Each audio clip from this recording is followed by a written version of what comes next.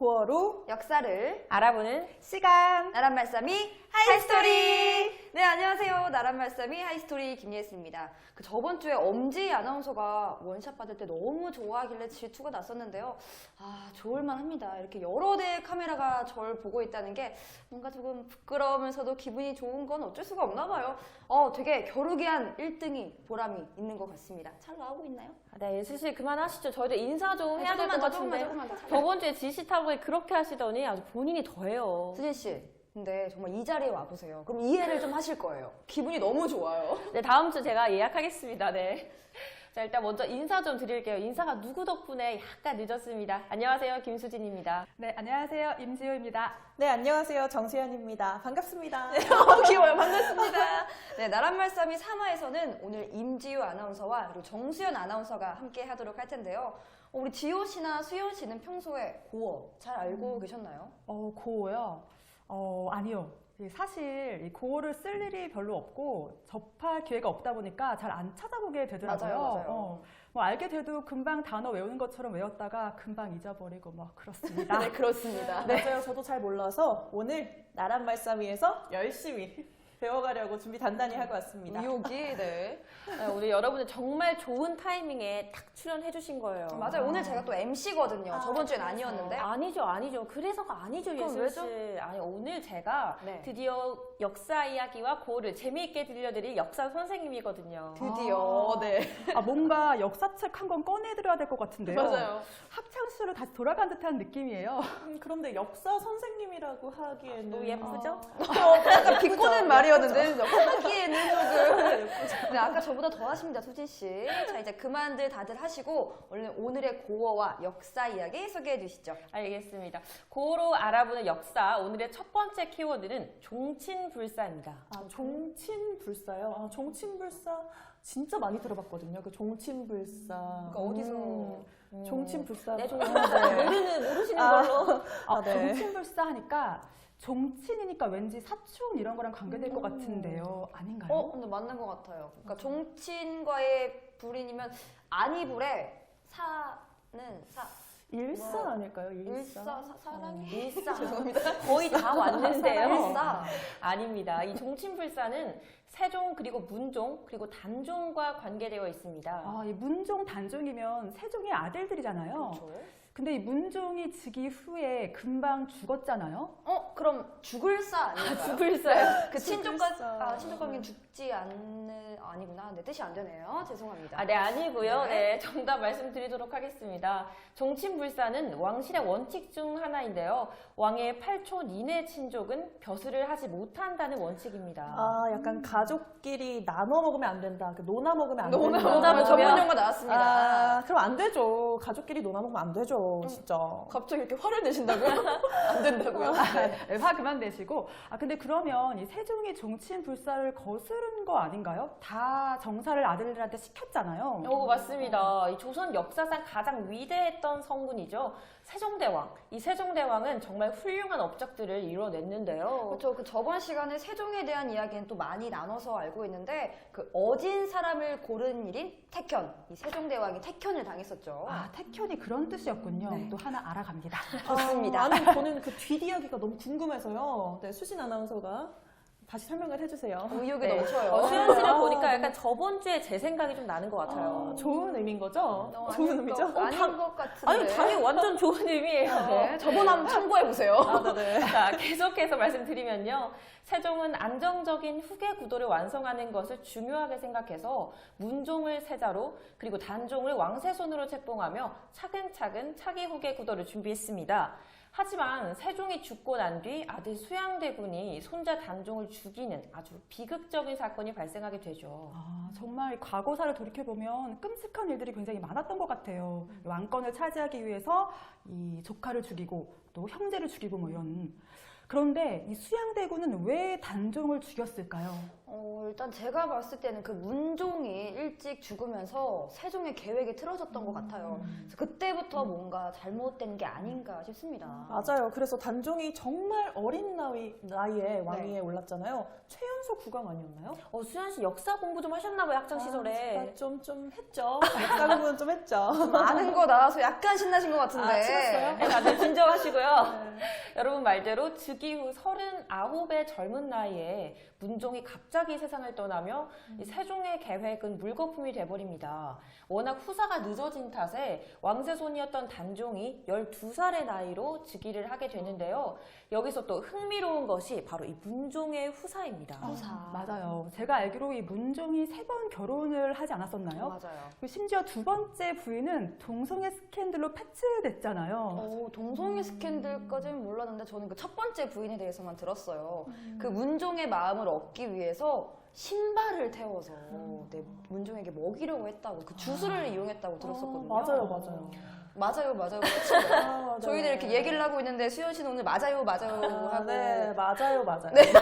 저는 모르는 모르는 게 이야기에 대해서는, 맞아요. 네, 입을 다물고 있겠습니다. 네, 모르는 게 맞아요. 그럼 저도 맞아요. 깔끔하게 설명드리겠습니다. 지호 씨 말처럼 문종은 3번의 결혼을 했었는데요. 세종은 후계 구도 안정을 위해서 최고의 며느리감을 구하려고 합니다.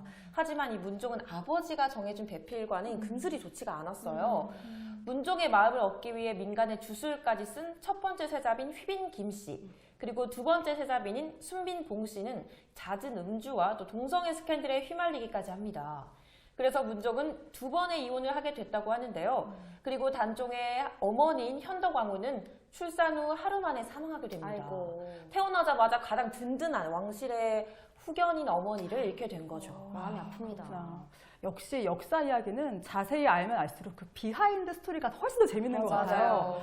근데 저희가 무슨 얘기 하다가 이 문종 결혼 얘기까지 나왔죠? 종친불사 얘기하고 있었는데, 근데 정말 문종이 3번 결혼을 했고, 단종의 어머니는 하루 만에 돌아가셨고, 또 단종이 최연소 국왕으로 등극을 했다는 이런 것들이 종친불사와 어떤 관계가 있을까요?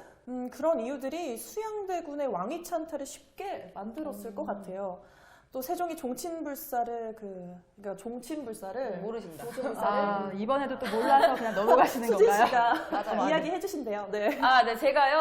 네, 제가 이야기하려고 준비를 했습니다. 수현 씨를 위해서. 바로 말씀해 네, 주시죠. 감사합니다.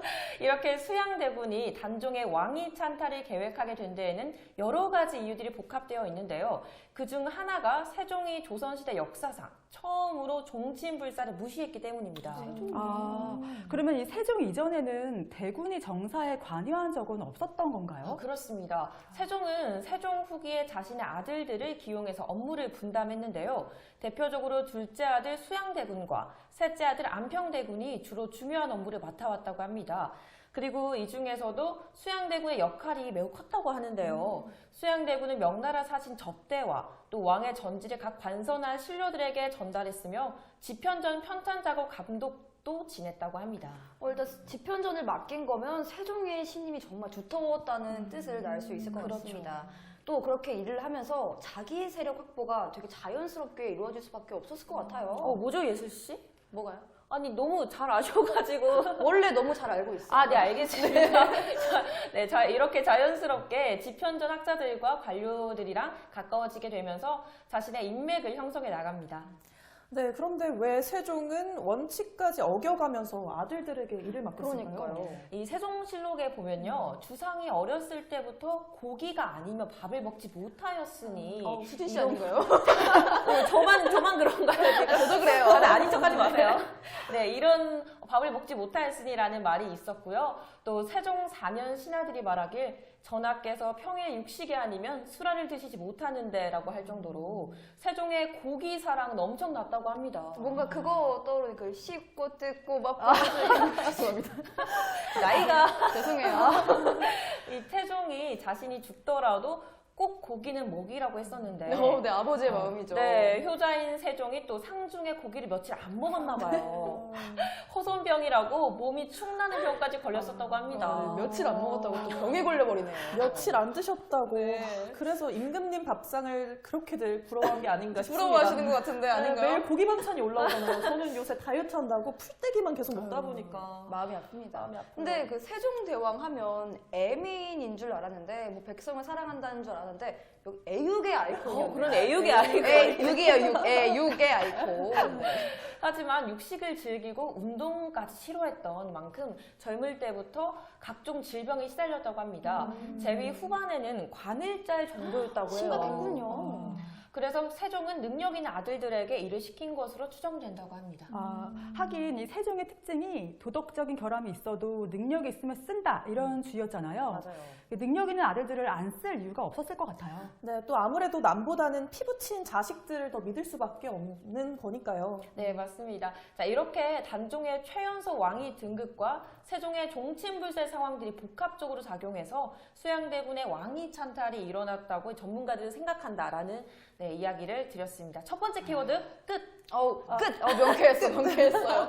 근데 진짜 뭐 단종의 비극에 세종이 이렇게 종친불사를 무시해서 연관되어 있는 줄 처음 알았고 또 애육의 아이콘이란 것도 처음 알았습니다. 저랑 닮은 줄 몰랐어요. 많이 닮은 것 같은데 정말 다들 어떻게 지금까지 다 알고 있던 내용이신가요? 전혀 몰랐어요. 일단 역사에 대해서는 굵직굵직하게만 다 맞아요. 알고 있잖아요. 이렇게 현실적이고 또 나름 인간적인 그런 면모들을 역사 인물들을 통해서 보면서 시간 가는 줄 모르게 정말 재밌게 들었습니다. 다음 이야기 들을 준비 완료됐으니까요. 어서 진행해 주시죠. 되게 오늘 의욕 넘치지 않으세요? 준비됐으니까요? 시작해 주시죠. 지금 너무 들뜨셨어요.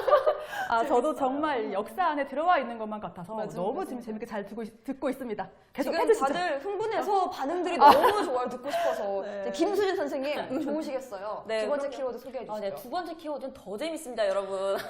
질투나. 다음 키워드는요, 바로 묘호입니다. 묘호. 네, 묘호요. 발음이 굉장히 모호하네요. 묘호. 묘호. 묘호. 이 왠지 묘에 붙여지는 이름 아닌가요? 근데 맞지 않나요? 그 묘의 이름. 왕의 묘에는 이렇게 이름이 붙잖아요. 네, 맞습니다. 정확했어요. 오늘 지효 씨가 좀 이거 옆에서 보니까 맹활약을 좀 하고 계신 것 같아요. 저도 그렇게 생각했다고 말씀드렸는데. 네. 네, 자, 오늘 소개를 계속하자면요. 되게 공격적이시네요, 오늘 저한테. 공격적인 옷을 입고 저한테 공격을 자주 하시네요. 아니, 장난이에요, 예슬 씨. 알겠습니다. 자, 묘호는요, 황제나 왕이 죽은 뒤에 종묘에 신의를 모실 때 붙여지는 호라고 합니다. 태종, 태조, 세종, 세조 이런 것들을 모두 묘호라고 해요. 그럼 죽고 나서 주어지는 이름인 거네요. 그럼 세종대왕님도 원래 세종이 아니었던 건가요? 네, 그렇죠. 신기하죠. 진짜. 그런데 혹시 이 묘호를 누가 짓는지는 알고 계신가요? 알 리가 없죠. 저도 왕으로 있을 당시부터 그 세종으로 불린 줄 알고 뭐 태종으로 불린 줄 알았거든요. 네, 그러니까 생각을 한번 해보시라고요. 알겠습니다. 정말 누가 지어줬는지는 생각해 본 적이 없는 것 같아요. 혹시 신하들이 지어준 거 아닐까요? 신하들. 신하면 좌이정? 아니면 우이정? 근데 지금 찰떡궁합이신데 네, 아무 말 잘 들었고요. 태종, 세종 이런 것처럼 국왕의 묘호는 두 글자로 지어지는데요. 묘호는 죽은 후에 내려짐으로 선왕의 뒤를 이어주기 위한 새로운 임금이 정한다고 합니다. 우의정, 좌의정, 네, 아닙니다. 새로운 임금. 그랬군요. 신기하네요. 그런데 이 많은 키워드 중에서 이 묘호를 선택한 이유가 있나요? 그러게요. 단종이랑 수양대군 얘기하다가 갑자기 나란말싸미 3회차인 저로서는 약간 감이 옵니다. 어떤 감이 오시죠? 맞춰볼게요. 뭔가 그 세조랑 묘호가 큰 관계가 있는 거죠. 맞죠? 역시 겨루기 1등은 다 다르네요. 맞습니다. 오늘 다들 감이 좀 좋으신데요. 첫 글자는 임금의 업적을, 두 번째 글자는 종법상의 지위를 나타냅니다. 태조는 나라를 창업한 공이 있는 임금, 태종은 나라를 창업한 것에 버금가는 공을 세우고 나라의 기틀을 세운 임금, 세종은 문물을 정비하고 다방면으로 많은 발전을 이뤄서 나라의 전성기를 이룬 임금을 말하고요. 그리고 문종은 나라의 문치를 진흥시킨 임금에게 주어지는 명예로운 묘호라고 합니다. 그럼 세조는요? 그러니까요. 세조는 어떤 업적을 가진 임금을 말하는 걸까요? 세조면 뭔가 조세, 세조, 조세제도에 대한 공이 있는 임금 아닐까요? 네, 조세제도 아닙니다. 네, 알겠습니다. 아니 근데 이 태조, 세조, 태종, 세종 이렇게 조가 붙는 경우가 있고 또 종이 붙는 경우가 있잖아요. 그렇죠. 이게 뭐가 다른 걸까요? 역시 예리했습니다. 아버지와 아들과 태조. 네, 조용히 하시고요. 네, 알겠습니다. 제가 묘호를 키워드로 가져온 의도를 지금 정확히 파악해 주셨는데요. 뭔가요, 의도가? 네, 조는 주로 창업 개국자에게 주어진 묘호이고요. 나머지 후대 왕들은 종자를 쓴다고 해요. 전혀 몰랐어요. 저도요. 저는 무슨 의미가 있을 거라고는 생각을 했는데 정말 생각만 했어요. 정말 생각만 했어요. 오늘 생각해보니까 이 태조 이성계가 조선을 건국했잖아요. 그래서 태조군요. 역시 이해가 진짜 빠르시네요, 지우 씨가. 묘호마다 각자 왜 이렇게 되게 편해하시는 것 같아가지고 지효 씨가라고 꼭 집어 말씀해 주셨어요. 저희는 아니란 거죠. 설명해 주시죠. 아니, 다들 네. 묘호마다 각자 다 뜻이 있고 이제 그런 이유 때문에 중국의 역대 황제 가운데 창업자나 그 4대조 외에 조자를 쓴 예는 거의 없었다고 해요. 세조의 경우에는 최고의 묘호를 받은 인물인데요. 왜냐하면 계승한 왕이라는 의미의 세자와 나라를 세운 왕이라는 조자를 모두 가진 왕이 됐기 때문이죠. 근데 세조는 나라를 세운 게 아니라 계승자 아닌가요? 왜 조가 붙었죠? 맞아요. 사실 세조는 개국자가 아닌 계승자인데요. 그럼에도 불구하고 나라를 세우고 또 계승했다는 뜻이 모두 담긴 세조를 묘호로 받았습니다. 그러니까 왜 세조가 붙었죠? 왜? 성격이 너무 급하시네요. 저보다 급한 사람 처음 봤어요. 한마디 물어봤는데요. 왜냐고. 네, 장난입니다. 그 이유는요, 예종이 고집해서 그랬다고 해요. 원래 묘호로 거론된 것은 신종, 예종, 그리고 성종이었고, 이 세 가지 모두가 상당한 극찬의 의미를 갖는 것임에도 불구하고, 신왕인 예종이 세조를 제시했다고 해요. 표가 깊네요. 네, 이런 경우는 사실 이렇게 후대에 무리하게 묘호를 붙인 경우라고 봅니다. 조자를 쓰는 묘호 역시도 선조나 인조가 있는데도 후대 왕인 예종이 고집해서 결정된 것으로 기록되어 있다고 합니다. 그런데 이제 세조가 어린 조카를 몰아내고 많은 신하들을 죽였잖아요. 그렇죠. 그런데도 그렇게 극찬의 의미인 세조를 묘호로 줬다는 게 조금 납득이 안 되는데요. 네, 예종은 아버지 세조가 하마터면 추락할 뻔한 이 왕권을 다시 세우는 공이 크다고 해서 세조안을 거듭 주장한 것으로 보입니다. 근데 추락할 뻔한 왕권을 다시 세웠다고요? 그러게요. 언제 그랬죠? 분란을 일으켰으니까 오히려 모르는 왕권이 때가 있는 건가? 추락한 거 아닌가요? 왜 예종이 그렇게 생각했는지는요, 세조의 이력을 보면 알 수 있습니다. 단종 때 너무 어린 왕이 즉위하다 보니까 왕권이 바닥을 쳤었잖아요. 그래서 수양대군이 고명 대신파와 나뉘어서 난을 일으키고 강력한 군사력을 가진 왕이 되었기 때문이죠. 그렇군요. 그런데 여기서 고명 대신파가 누군가요? 김종서 아니에요? 수양대군이랑 싸운 사람이잖아요. 수연 씨 고명 대신 알고 계셨어요? 고명대 씨는 모르고요. 그냥 다행이다. 거리가 될 뻔했어요. 고명대 씨는 모르지만 그냥 수양대군이랑 싸웠다길래 김종서 아닌가. 네, 저는 아시는 줄 알았어요. 근데 눈치 하나는 정말 기가 막히시네요. 맞습니다. 고명대 씨는 황제나 국왕의 임종 시에 임금의 유언을 받든 대신을 말합니다. 왕은 이 대신들에게 나라의 뒷일을 부탁하는 교지를 내리는데 이를 고명지신이라고도 하죠. 그러니까 문종이 어린 단종이 즉위했을 때 위태로울 것을 우려해서 김종서, 황보인 등 이 몇몇의 대신들에게 단종의 안위를 부탁하는 마지막 명을 내렸다고 합니다. 근데 왜 문종의 고명을 받은 대신들이 또 고명 대신파고 수양대군파와 적을 지게 되는 게 맞는 이야기죠? 네, 그래서 계유정난이 일어나게 되는 거 아닌가요? 네, 맞습니다. 네, 제가 얘기하려고 딱 하던 참에 내가 저렇게 말했어야 됐는데. 약간 제 조교 느낌이신데 어쩐지. 이 두 파의 대결 구도는 1453년 10월 10일에 일명 계유정난으로 이어지게 되는데요. 수양대군이 무방비 상태였던 고명 대신파를 기습 공격해서 완승을 거두고 당시 종친 내에서도 라이벌이었던 안평대군마저도 강화로 귀향을 보냅니다. 이렇게 문인들의 신망을 받던 안평대군마저도 몰아냄으로써 수양대군은 파죽지세로 군권을 장악하려고 듭니다. 아주 그냥 눈에 거슬리면 다 물리친 거군요. 근데 보통 이정재가 영화 관상에서 수양대군 나왔었잖아요. 근데 거기서 보면 굉장히 공격적이에요. 맞아요. 그런데 아직 끝이 아닙니다. 또 있나요? 네, 계유정난에 이어서 수양대군의 핵심 인물이었던 한명회가 이 쿠데타가 일어날 것을 대비해서 미리 살생부를 작성합니다. 입고라는 대신들을 향해서 신호가 오면 모조리 죽였다고 해요. 거의 뭐 데스노트 아닌가요? 살생고 너무 무서운데요. 아니, 궁궐이 피바다였었을 것 같아요. 그래서 살생부로 군권을 완전히 장악했나요? 네, 단종의 왕권은 이미 바람 앞에 등불 만큼 위태로웠고요. 수양대군은 영의정 자리에, 그리고 한화군 우의정 자리에 올려서 군권은 수양대군의 손에 완전히 넘어가게 됩니다. 결국 홀로 남겨진 단종은 왕위에 오른 지 3년 만에 숙부인 수양대군에게 왕위를 물려주게 되죠. 아, 물려준 게 아니죠. 그냥 빼앗은 거죠. 맞아요. 그 정도면 거의 멱살 잡고 그냥 끌어내렸다고 봐요. 내려와! 근데 뭐 다들 단종의 고명 대신인 줄 알았어요. 지금. 그러게요. 멘트 좋았습니다. 저. 수양대군의 힘이 얼마나 무서웠는지에 대한 약간 웃긴 일화가 또 하나 있는데요. 수양대군이 왕위에 오르기 전이죠. 그때 이제 자신의 공을 주공에 비유하기 위해서 집현전의 학자들에게 교서를 하나 작성하게 했는데 모두 도망가고 유성원만이 남아있다가 협박 속의 초안을 작성했다고 합니다. 아니, 왜 유성원 씨는 못 도망갔대요? 눈치 깨면 진 거 아니에요? 그러니까요. 수양대군도 정말 힘으로 다 하려고 하는데 안 됩니다 이러시면 화가 나려고 하네요. 그러시면 안 되죠. 이 유성원 씨가 또 생육신들 중에도 한 명이기도 하죠. 생육심이면 그 사육신 사건 중에서 살아남은 인물이잖아요. 아, 그냥 항상 잘 남아 계시는 유성원 씨. 그런데요. 네. 제가 그래서 지금부터는 단종 복위 운동과 관련해서 사육신 이야기를 하려고 합니다. 우선 왕위에 오른 세조는 재위 기간 중에도 수많은 난관에 봉착하게 되는데요.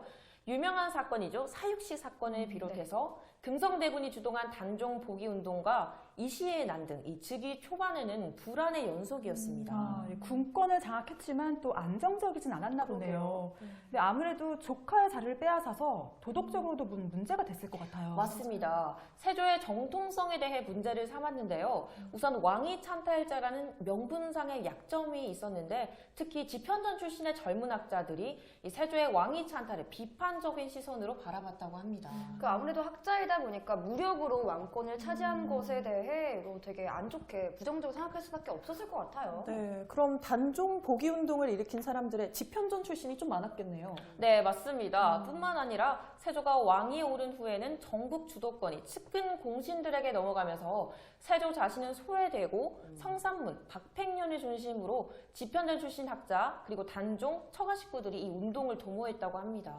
저 또 궁금한 게 생겼는데요. 오늘의 질문왕씨. 질문왕씨. 그럼 단종이 이 복위 운동으로 죽임을 당한 건가요? 그렇지 않나요? 그래서 삼촌이 조카를 죽였다, 뭐 그런 이야기 있잖아요. 맞아요. 다들 굉장히 잘 알고 계시네요. 역사에 관심들이 많으신가 봐요. 당연하죠. 나란말 싸먹고 MC라면 이 정도 지식은 기본 아니겠어요? 그리고 우리나라 역사 이야기인데 우리가 알아야죠. 맞습니다. 아, 정말 다들 훌륭합니다. 지금 살짝 감동받았어요. 근데 왜 수진 씨가 감동을 받는 거죠? 제가 역사 선생님이잖아요. 네, 선생님. 아무튼 세조가 완전히 뿌리를 없애기 위해 단종에게 사약을 내리고 또 이 단종 유배지에서 이 사약을 먹고 생을 마감하게 됩니다. 그런데 이 복위 운동이 채 일어나기도 전에 함께 도모하던 김질이라는 사람이 이 사실을 누설하면서 들통나게 됩니다. 그런 사람이 이렇게 누설하는 사람이 있어요. 맞아요. 있어요. 어딜 가든 있어요. 판사님, 저는 아무 말도 하지 않습니다. 이렇게 가지신다고요? 정말 나쁜 사람 됐네요. 완전 이거 나쁜 사람이에요. 편집해 주시고요. 안 될 것 같아요. 네, 그래서 그러니까 네, 자연스러웠어요. 세조는 김질과 성산문을 불러들였고요. 성산문은 고문 끝에 동지들의 이름을 줄줄이 대게 됩니다. 네, 지금 되게 사극을 보는 기분이에요. 진짜. 너무 재밌어요. 네, 이에 이른바 사육신들이 체포되고 죽임을 당하거나 자결하는 사태가 벌어졌고요. 불발로 끝난 단종 복위 운동은 아까 말씀드렸듯이 단종은 온갖 순환을 겪게 되면서 마무리됩니다. 이런 사육신이 널리 알려지게 된 것은 아까 말씀드렸던 그런 생육신들이 있었기 때문인데요. 아까 그 유성원 씨. 유성원 씨 큰일 하셨네요. 잘 남으시는 분. 네, 여러분 생육신에 유성원 씨만 있었던 건 아니에요. 살아남은 사람들 중 한 명이 남효원이라는 분이 사육신전을 지어서 세상에 유포시킴으로써 사육신들의 이름이 널리 알려지게 되었다고 합니다. 자, 긴 대하 드라마가 드디어 막을 내렸습니다. 그런데 저희 무슨 얘기하다 또 사육신까지 왔죠? 묘호 아니에요, 묘호? 묘 아닌가? 고명 대신인가? 고명 대신? 여러분, 묘호예요, 묘호요. 아, 묘호예요? 어떻게 이걸 까먹으실 수 있나요? 너무 재밌어가지고. 그래서 이 왕위를 찬탈했음에도 불구하고 나라를 개국한 공을 인정받은 이유가 이 왕권을 강화시켰다는 것에서 비롯돼서 세조라는 묘호를 받았다는 거죠. 네, 맞습니다. 심지어 세조라는 묘호만 특별한 게 아니라요. 그와 함께한 공신들 역시도 국가재건의 공로가 공식적으로 인정됐고 세조는 종묘에서 아무리 대수가 달라져도 결코 신주가 옮겨지지 않는 불천 위의 지위를 가졌다고 합니다. 옮겨지지도 않는 정말 막강한 파워를 가진 거네요. 그렇죠. 어떻게 세 분도 이 세조라는 묘호를 받을만 했다고 생각을 하시는지 궁금하네요, 갑자기. 그래도 세조가 이렇게 조라는 묘호를 받아버리면 뭔가 세종대왕이 낮아지는 느낌이 들어서 그럴 그 수 있을 것 정도까지는 아닌 것 같아요. 근데 또 단순히 군권을 장악했기 때문은 아닐 거라는 생각도 들어요. 이 세종의 재위 기간 중에 수영대군의 역할이 컸기 때문에 그 공도 인정은 해줘야 하는 것 같은데요. 네, 뭐 단종을 무력으로 끌어내리긴 했지만 이렇게 단종이 너무 어려서 왕권이 많이 흔들렸었잖아요. 네, 그런 위태로움을 바로잡은 것은 높이 평가받을 일이라고 생각합니다. 와, 다들 뭐 전문가들이신 줄 알았어요. 아주 열띤 토론, 네, 보기 좋았습니다. 세조에 대한 역사적 평가도 이렇게 말이 나왔던 것처럼 비슷한데요. 두 가지로 엇갈린다고 해요. 단종의 왕위를 찬탈하고 또 수많은 신하들을 죽인 피해 군주라는 평가와요. 부친인 세종의 위협을 계승한 치적 군주라는 평가, 이렇게 두 가지 모두 가지고 있습니다. 자, 이렇게 오늘의 마지막 키워드도 끝! 네, 끝! 시간이 벌써 이렇게 됐습니다. 오늘도 정말 재미있고 유익한 하이스토리 시간이었던 것 같은데요. 네, 김수진 선생님, 오늘도 정말 고생 많으셨습니다. 네, 들어주셔서 고맙습니다. 네. 여러분들 눈이 너무 초롱초롱해서 저도 진짜 설명할 맛이 너무 났습니다. 정말 고어랑 알아보는 역사 정말 최고입니다. 맞아요. 저도 동감입니다. 최고! 네, 최고! 그럼 이제 저희 문제 풀러가는 시간인가요? 맞습니다. 또 겨루기 한 판 또 하러 가셔야죠. 네. 하이스토리는 여기서 마무리하고요. 잠시 후 2부에서 찾아뵙도록 하겠습니다. 2부에서 만나요. 나란 말씀